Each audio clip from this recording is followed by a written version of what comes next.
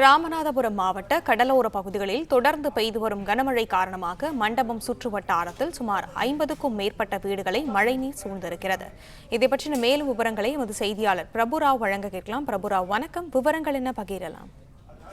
நிச்சயமாக இன்று காலை முதல் ராமநாதபுரம் மாவட்டத்தின் கடலோர பகுதிகளில் கனமழை பெய்து வருகிறது. குறிப்பாக மண்டபம், பாம்பன், தங்கச்சிமடம், ராமேஸ்வரம் உள்ளிட்ட பகுதிகளில் சுமார் 1 மணி நேரத்துக்கு மேலாகவே தொடர்ந்து கனமழை பெய்து வருகிறது. குறிப்பாக மண்டபம் பகுதியில் பெய்து வரும் கனமழையால் இந்த முல்லை நகர், ஓம் சக்தி நகர் உள்ளிட்ட பகுதிகளில் ஏற்கனவே அந்த பகுதிகளில் ஒரு முட்டு கால் அளவு தண்ணீர் என்ற நிலையில் தற்போது பெய்து வரும் கனமழை காரணமாக இடுப்பளவு தண்ணீர் நிற்பதால் சுமார் 50க்கும் மேற்பட்ட வீடுகளில் வசித்து வரும் மக்கள் அங்கு அந்த வெள்ளம் சூழ்ந்த வீடுகளில் தவித்து வருகின்றனர்.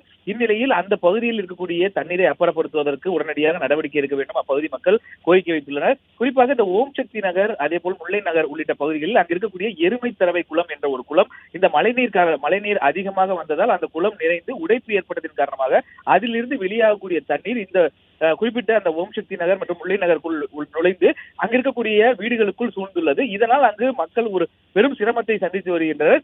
பெரும்பாலும் நேற்று இரவு உட்பட பெய்த மழையின் காரணமாக தொடர்ச்சியாக அந்த பகுதிகளில் நீர்மட்டமானது உயர்ந்து வருகிறது. இதனால் அந்த பகுதியில் சுற்றி இருக்கக்கூடிய காட்டுப்பகுதியில் இருக்கக்கூடிய பாம்பு, விஷ ஜந்துக்கள் அனைத்தும் வீட்டுக்குள் வருவதால் குழந்தைகளை வைத்து வாழ முடியவில்லை என அப்பகுதி மக்கள் புகார் தெரிவித்துள்ளனர். அதே போல் தேங்கி இருக்க தண்ணீரிலும் கொசு உற்பத்தி ஆவதால் அங்கு தொற்றுநோய் ஏற்படும் அபாயம் இருப்பதால் உடனடியாக மருத்துவ சிகிச்சைக்கு இந்த பகுதியில் ஏற்பாடு செய்ய வேண்டும் என அப்பகுதி மக்கள் கோரிக்கை வைத்துள்ளனர். தொடர்ச்சியாக ராமநாதபுரம் மாவட்டத்தின் கடலோர பகுதியில் மழை பெய்த வண்ணமே இருக்கிறது.